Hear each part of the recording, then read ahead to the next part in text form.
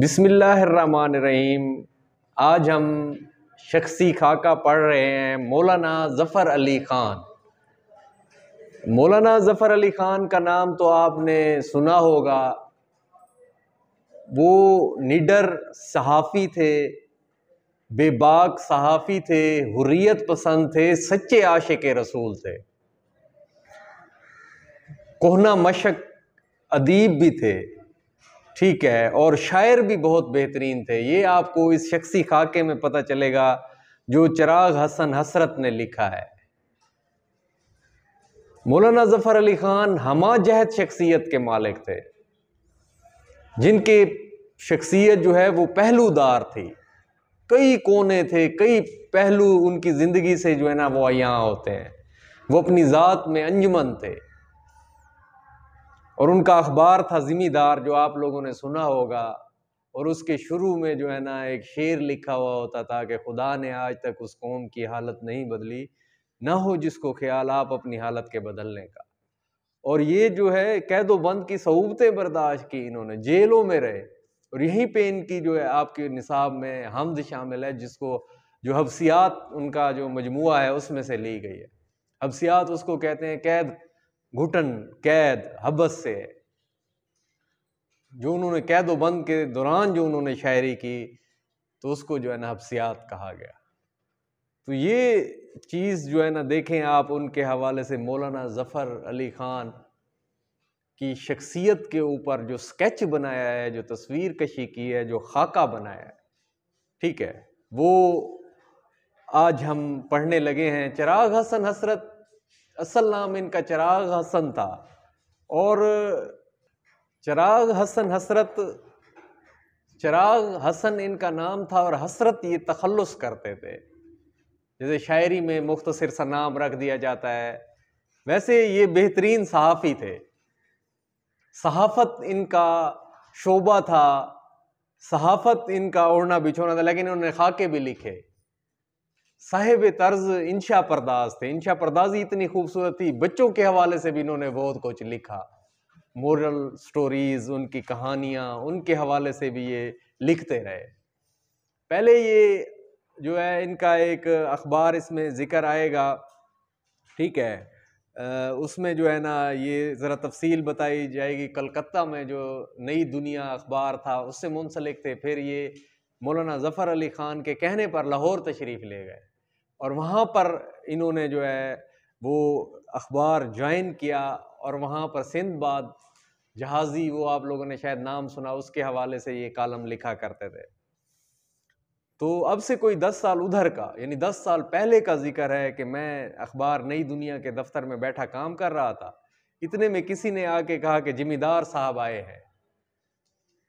यही मौलाना ज़फ़र अली ख़ान, क्योंकि अखबार उनका जिम्मेदार था, इसी मुनासबत से उनको जिम्मेदार कहा गया। मैं लुंगी बांधे बैठा था, जैसे रिलैक्स होके बंदा घर में बैठा होता है। सर के बाल परेशान थे, दाढ़ी कई दिन की बड़ी हुई थी। जिम्मेदार का नाम सुनते हड़बड़ा के उठा। अचानक इतनी बड़ी शख्सियत जो आ गई, बरे सगीर पाको हिंद का इतना बड़ा नाम जो आ गया, तो कौन जिम्मेदार साहब? वो बेचारा कुछ कहने ना पाया था कि मौलाना शाइख अहमद उस्मानी आए।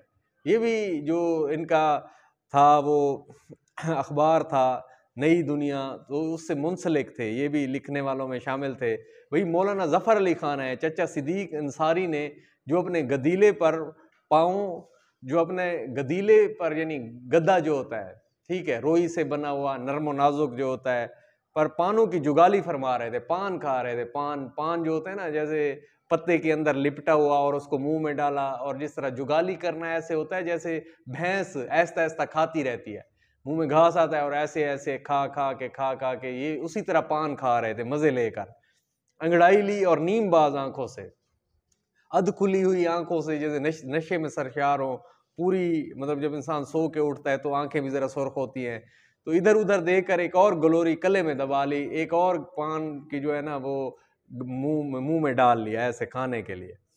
अच्छा, उन दिनों नई दुनिया का दफ्तर चूना गली में हुआ करता था, ये कलकत्ते में है, ठीक है। तो सड़क के किनारे एक छोटा सा मकान था, बाहर एक तरफ असर जदीद प्रेस थी, ठीक है, और दूसरी तरफ हकीम गुलाम मुस्तफ़ा का मतब था, शिफा खाना था। दरवाजे से अंदर घुसो तो दाहिनी तरफ नई दुनिया आबाद थी और बाएं तरफ मौलाना शाइख अहमद उस्मानी ने पुरानी दुनिया बसा रखी थी। यानी अपने अहलो अयाल और अरबी की भारी भरकम किताबों समेत वो रहते थे। मैं इस नई दुनिया का कोलंबस था। जिस तरह कोलंबस ने अमेरिका दरियाफ्त किया था, तो मैंने भी यही दरियाफ्त किया हुआ था।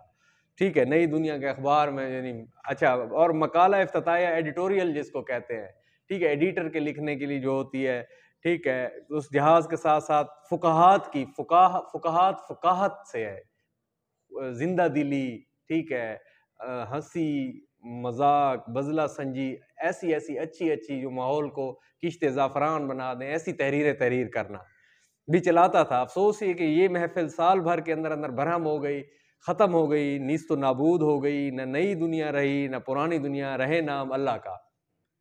थोड़ी देर में मौलाना ज़फ़र अली खान खट खट करते तशरीफ़ लाए। सीढ़ियाँ जैसे चढ़ता है ना बंदा, तो पाँव की आवाज़ खट खट के आती है। मैंने उन्हें इससे पहले नहीं देखा था, तस्वीरें ज़रूर देखी थी, लेकिन तस्वीरों से किसी शख्स की शक्ल सूरत के मुतालिक सही अंदाज़ा नहीं किया जा सकता। तो बहरहाल इतना तो यकीन है कि उनकी तोंद ज़रूर बड़ी हुई होगी। ये अंदाज़ा लगा लिया था, मौलवी जैसे होते हैं, ठीक है, तो वो मौलवी होते हैं, मतलब उनका ना, यानी खाना पीना ज़्यादा होता है। मदरसे में लोग अल्लाह के नाम पे बहुत कुछ देते हैं, ठीक है, तो ये मटन, चिकन, बीफ, तो इतना कुछ खाने के लिए होता है, तो वो इसलिए मोटे हो जाते हैं। तो एक वो भी था, उनको भी यही लगा कि भाई ये भी उन्हीं की तरह मोटे होंगे मौलाना जो है। लेकिन लेकिन ये इनका जो है ना एक खाम ख्याली थी। अच्छा, इन्होंने कहा कि उनकी तोंद तो ज़रूर बड़ी हुई होगी। आखिर जब मामूली कारकुनों का कुबा शिकम, जो छोटे छोटे मोटे मौलवी होते हैं, ठीक है, तो उनका कुबा शिकम गुंबद फलक से हमसरी करता है, ठीक है, उनका वो कहते हैं ना कि जो सदका होता है, सदका जो है वो सदका मतलब सदका खैरात करना चाहिए इंसान को, ठीक है, उससे मौत भी टल जाती है, लेकिन उसी सदके को ये मौलवी कहा जाते हैं। ठीक है, तो कुब्बा शिकम गुंबद फलक से हमसरी करता था। कुब्बा शिकम पेट जो है, पेट का गुंबद, यानी इस तरह खास तरीके से होता है ना, तोंद ऐसे होती है ऐसे, तो उसको गुंबद कहा है। फलक आसमान से हमसरी का मुकाबला करता था। तो मौलाना जफर अली खान को, जिन्हें ऑल इंडिया लीडर की हैसियत हासिल है, एक अदद ग्रांडील तोंद का मालिक तो लाजमी होना चाहिए। बड़ी बड़ी उनकी तोंद होगी, पेट बड़ा हुआ, लेकिन उन्हें देखकर सख्त मायूसी हुई कि तोंद ना इमामा, ना इमामा जो पहनते हैं, ठीक है, पगड़ी की तरह का, ठीक है, मौलाना साहब अक्सर पहने हुए होते हैं, तो वो न तोंद थी न पेट बड़ा हुआ था। आखिर ये कैसे मौलाना और कैसे लीडर है? ये राज लाहौर आके खुला कि मौलाना तोंद से क्यों महरूम रहे हैं। गर्ज मौलाना तशरीफ़ लाए और आते ही साइमन कमीशन और हिंदुस्तान की जदीद इस्लाहात, नई नई उसमें चीज़ें रोनुमा हो रही थी। राउंड टेबल कॉन्फ्रेंस, गोल मेज़ कॉन्फ्रेंसेस जो हुई, और कामिल आज़ादी का किस्सा छेड़ दिया कि भाई मुकम्मल आज़ादी होनी चाहिए, अब मुसलमानों ने बहुत जुल्म सह लिया है। मौलाना शाइख अहमद उस्मानी उन दिनों कांग्रेस से बागी हो चुके थे, और कांग्रेस से तो इसलिए ये हिंदुओं की नुमाइंदा जो जमात थी, और पता चल गया था कि मुसलमानों के हकूक़ के हवाले से कुछ नहीं करते, और साइमन कमीशन से ताउन के हामी थे। ये साइमन जो है ना, वो आया था इंग्लिस्तान से हिंदुस्तान में, ठीक है, ये कोई आपस में इनकी कोई वो कराने के लिए, ताकि कोई इनका मामला तय हो जाए, लेकिन तय नहीं हो पाया था। तो हामी थे, उससे उस मसले पर बहसें रहती थी। अब मौलाना ने ये हिकायत दास्तान कहानी शुरू की, तो फिर यही छेड़ गई। लेकिन दरअसल मुझे इस बहस से चंदा दिलचस्पी नहीं थी, बिल्कुल भी दिलचस्पी नहीं थी। सियासत चिराग हसन हसरत साहब पसंद नहीं करते थे। मौलाना के नज़दीक आइनी कमीशन का हिंदुस्तान आना बहुत अहम वाक़या था कि चलो कोई सबील निकलेगी, आज़ादी की राह निकलेगी, मसला हल होगा। ये जो कांग्रेस है और मुस्लिम लीग है, आपस में जो ये एक दूसरे से मतलब कि हैं, इनमें कोई ना कोई तो सारे मसले हल हो जाएंगे। और हमारे नज़दीक मौलाना ज़फ़र अली खान का कलकत्ते से तशरीफ़ लाना बहुत ज़्यादा अहमियत रखता था। अब खींचातानी शुरू हो गई, मैं इस तरफ खींचूँ, वो इस तरफ खींचे। मैं चाहता था कि मौलाना शेर व शायरी की तरफ आएँ, शायरी साफ ज़हर इंसान को अच्छी लगती है, और मौलाना हम सबको सियासत की तरफ खींच ले। वो उनका जो इंटरेस्ट था वो उसके मुताबिक काम कर रहे थे, हम अपने मुताबिक कर रहे थे। मैंने गालिब का नाम लिया, मौलाना असद, मैंने जो है ना गालिब का नाम लिया, ठीक है, तो मौलाना ने ब्रिकन हेड का जिक्र शुरू कर दिया। तो गालिब तो बहुत बड़ी शख्सियत थे उस वक्त, उनकी शायरी, उनके मकतूब, उनके ख़त, ठीक है, चिराग हसन हसरत उनको पसंद करते थे। लेकिन मौलाना साहब जो है वो ब्रिकन हेड की तरफ आए। बस अब ये कैफियत थी कि मैं उन्हें मीर की तरफ लाता था कि मीर तकी मीर बहुत अच्छे शायर हैं, खुदाए सुखन है, शहनशाह गज़ल हैं, सिरताज शुराए उर्दू हैं। ठीक है, और वो मुझे बाल्डविन की तरफ ले जाते थे, वो सियासत की तरफ आ जाते थे। मैं कहता कि गालिब, वो फरमाते साइमन। गर्ज देर तक यही झगड़ा रहा, आखिर मौलाना को फतह हुई। यानी हमने मजबूरन शेर व अदब का पिंड जो है ना, वो जो हमने दामन पकड़ा हुआ था वो हमने छोड़ा और खामोशी से उनकी बातें सुनने लगे। मैं लाहौर आया तो कुछ दिनों ज़िम्मेदार के दफ्तर में क़याम रहा। ये उन्होंने बुलाया था उनको कि हमारे अखबार से जो है ना आप ज़िम्मेदार से मुंसलिक हो जाएं, तो इसी वजह से ये आ गए। और एक रात का जिक्र है कि किसी ने पिछले पहर मेरा शाना कंधा जो है हिलाया, मैं आंखें मलता हुआ उठ बैठा। लेकिन अभी सुबह काज़े भी थी, पू फूटी थी, यानी जिसके बाद थोड़ी रोशनी निकलती है, फिर अंधेरा छा जाता है। अब हर तरफ तारीकी छाई हुई थी, सिर्फ इतना मालूम हुआ कि कोई शख्स मेरे सिरहाने खड़ा है। मैं घबराया कि या इलाही ये क्या माजरा है। इतने में मौलाना की आवाज़ आई कि उठो, मेरे साथ सैर को चलो। मैं समझ गया कि मौलाना जो है ना सैर को जा रहे हैं और मुझे शर्फ़ रफ़ाकत अपनी साथ हमराही चाहते हैं, मुझे साथ रखना चाहते हैं। चलो गपशप हो जाएगी, चलो जो टाइम है अच्छा गुजर जाएगा। लेकिन खुदा भला करे काज़ी एहसानुल्लाह मरहूम का, उन्होंने मुझे पहले ही बता रखा था कि अगर मौलाना तुम्हें अपने साथ ले जाना चाहें तो हरगिज़ ना जाइयो। मैंने पूछा ये क्यों? कहने लगे वो तो पिछले पैर उठकर नहर के किनारे मीलों दौड़ते चले जाते हैं और फिर जो है ना वो डंटर पेलते हैं, डंड निकालते हैं, ठीक है, उठक बैठक करते हैं। तुम साथ गए तो तुम्हें भी दौड़ाएंगे और जब तुम निढाल हो जाओगे तो फिर अपने साथ नमाज भी पढ़ाएंगे। तो इन्होंने कहा यार बाकी तो सारी चीजें समझ आती हैं मुझे, लेकिन नमाज वाला काम औखा है। अब जो मौलाना ने साथ चलने को कहा तो काजी साहब की नसीहत याद आ गई और आंखों तले मौत का नक्शा फेर गया। बस आज नहीं बचते, आज नहीं छोड़ते हमें, ये इतना दौड़वाएंगे, फिर डंटर पे लेंगे, फिर आखिर पे नमाज पढ़ेंगे। मैंने निहायत ही मुजमल बेकरार आवाज में कहा कि मौलाना मैं तो सख्त बीमार हूँ, मैं या गया हज़फ है अलामत, मैं इस तरह करके जान छुड़वा रहे थे। रात बुखार हो गया था। अब जो बहाना उनके ज़हन में आया, रात बुखार हो गया था, अब सख्त सर में दर्द हो रहा है, पेट में भी साथ दर्द हो रहा है, गालबन कोलंज है, अपेंडिक्स जिसको कहते हैं, शदीद बड़ी आंत में होता है ये दर्द, अंग्रेजी में इसको अपेंडिक्स कहते हैं। मुझे पहले ये मर्ज हो चुका है, जब हो चुका हो तो फिर भी होता है ये। हाय अल्लाह, ये कहकर मैंने आंखें बंद कर ली कि अब क्या होगा मेरा। ये तदबीर जो है ना कारगर साबित हुई, ये तदबीर, ये तरकीब जो है ना ये चल गई, ये काम कर गई। मौलाना ने मुझसे हमदर्दी जाहिर की, इलाज के मुतालिक चंद माकूल मशवरे दिए और तशरीफ़ ले गए। मैंने खुदा का शुक्र अदा किया और जी में दिल में ताहिया पुख्ता इरादा कर लिया, अब मैं दफ्तर में नहीं रहूँगा। अब ये बात भी समझ में आ गई थी कि मौलाना तोंद से क्यों महरूम है। वो बड़ा पेट जो होता है फूला हुआ, ठीक है, गुंबद शिकम, ठीक है, उनका गुंबद की तरह का, वो क्यों उससे महरूम है? वजह यह है कि वो एक तो कम खाते हैं और वो जो है ना साथ साथ वर्जिश करते हैं, दौड़ते हैं, और इनसे जो है ना जिसकी वजह से उनकी शख्सियत में निखार है। तो आगे चलकर मालूम हुआ कि उन्हें सिर्फ दौड़ने और डंटर पेलने का शौक नहीं, मगदर भी हिलाते थे। वो लकड़ी होती है, बड़ी भारी होती है, तो उसको दोनों हाथों में पकड़ के ऐसे ऐसे घुमाते हैं। ऐसे घुमाने से ना हाथों की बड़ी ज़बरदस्त वर्जिश होती है।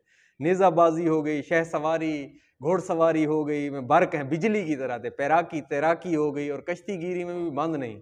तो कश्ती भी बेहतरीन चलाते थे। जो जिस्मानी यानी वर्जिश के काम थे वो करते, निशाना भी अच्छा था उनका। अच्छा, हैदराबाद की मुलाजमत के ज़माने में कुछ दिन फौज में भी रहे। ये किस्सा बड़ा अजीब है कि सिपाही नेज़ाबाजी के करतब दिखा रहे थे कि उनकी भी तबीयत लहराई। सिपाही जो है ना वो नेज़ाबाजी कर रहे थे तो इनकी तबीयत जोश चढ़ा। घोड़े पर सवार होकर नेज़ा ताना और आन की आन में मेख, लकड़ी की मेख होती है, एक कील होता है बड़ा, वो गड़ा हुआ होता है, और घोड़सवार आता है और उसको ऐसे उठा के ले जाता है।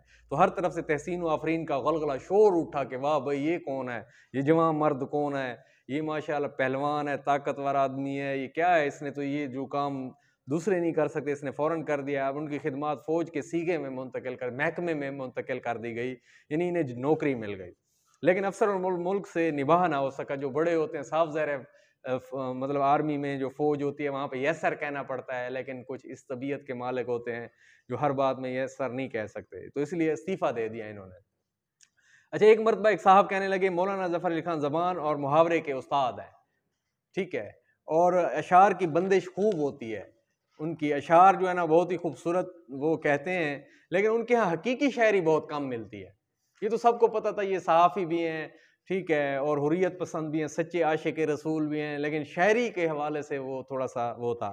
मैंने कहा ज़रा बुहिरा कुलज़ुम लंदन की एक सुबह रामायण का एक सीन पढ़ कर देखिए। कहने लगे मैंने तो ये नज़्में नहीं पढ़ी, लेकिन मौलाना के अशार से मालूम होता है कि उनका कल्ब, दिल इश्क व मोहब्बत के लतीफ़ जज़्बात से खाली है। मैंने गुफ्तगू का पहलू बदल कर शेर खानी शुरू कर दी। पहले फ़ारसी के 1-2 शेर सुनाए। जब वो झूमने लगे तो ये शाद का ये शेर पढ़ा, देखा कि ये वो मस्त निगाहों से बार-बार, जब तक शराब आई कई दौर हो गए। ठीक है? तो वो महबूब मतलब कि महफ़िल लगी हुई है और शराब वहाँ पे पी जा रही है, लेकिन जो आशिक है, वो महबूब की आँखों को देखकर जाम पी रहा था। अभी असल की शराब नहीं आई थी, उसने कई दफ़ा शराब पी ली। तो उन्होंने 2-3 मरतबा ये शेर पढ़वाया, मैंने फिर कहा, सलीका महकशी का हो तो कर सकती है महफ़िल में निगाहे मस्त साकी मुफ़लिसी का एतबार अब भी। पीने का सलीका होना चाहिए, तो पीने वाले जो है ना, वो आँखों से पी लेते हैं। तो वो शेर सुनकर तड़प गए, कहने लगे किसका शेर है? मैंने पूछा जो शख्स ऐसा शेर कह सकता है उसके मुतालिक आपका क्या ख्याल है? तो कहने लगे उसके शायर होने में क्या शक है? मैंने कहा तो फिर सुन लीजिए, ये शेर मौलाना ज़फ़र अली ख़ान का है। ये सुनकर उनका ऊपर का साँस ऊपर और तले का तले रह गया, यानी साँस लेना भूल गए, यानी शशदर रह गए, हैरान रह गए कि मौलाना, मैं तो ये कह रहा था कि उनके उनकी हकीकी शायरी कम है, मैंने तो ये स्टेटमेंट दी है, लेकिन आगे तो पता चला कि वो तो बहुत ही बड़े जज़्बात हैं उनकी शायरी में। दरअसल मौलाना की शायरी पर तनकीद करना मेरा मौजू नहीं है, यूं ही बरसबील तज़किरा बातों ही बातों में ये बातें आ गई, ये बात आ गई। मुझे तो ये कहना था कि मौलाना ने अपनी तमाम नज़में बहुत थोड़े वक्त में कही हैं। ये मारूज़ियाँ हैं बेटा, याद रखिएगा। शायद ही कोई नज़्म ऐसी हो जो उन्होंने घंटे 2 घंटे में कही हो, ठीक है? वरना एक नज़्म पर अमूमन आध घंटे से ज़्यादा वक्त सर्फ नहीं करते थे। जितनी भी तवील नज़्म होगी आधा घंटा लगाते थे वो। याद रखना, ये मारूज़ी आ जाती है। पत्थर निकाल हमसर निकाल, बड़े मार्के की बड़ी ज़बरदस्त नज़म है उनकी। 17 शेर हैं जो घंटे भर में लिखे गए। उनका आखिरी शेर मुझे नहीं भूलता। ठीक है? पत्थर निकाल हमसर निकाल, ये कितनी उसमें लिखी गई, आधे घंटे में, घंटे में, बच्चे कन्फ्यूज़ हो जाते हैं। ये 1 घंटे में लिखी गई है, बाकी उनकी आधे घंटे में लिखी गई है।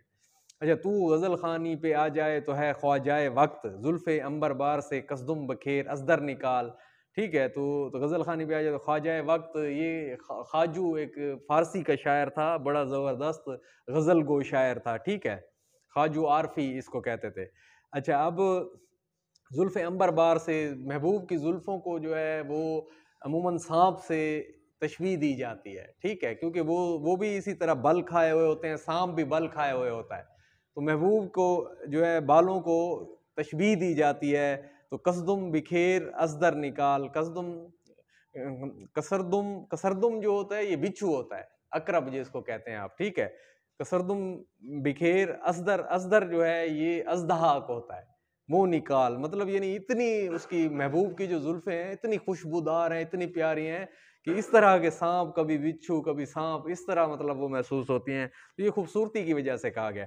अच्छा, हमने अक्सर शायरों को देखा है कि शेर कहना चाहते हैं तो शिफ़ाउल मुल्क, हकीम फ़कीर मोहम्मद साहब चिश्ती लाहौर के बहुत बड़े हकीम थे, इनको शिफ़ाउल मुल्क कहा गया।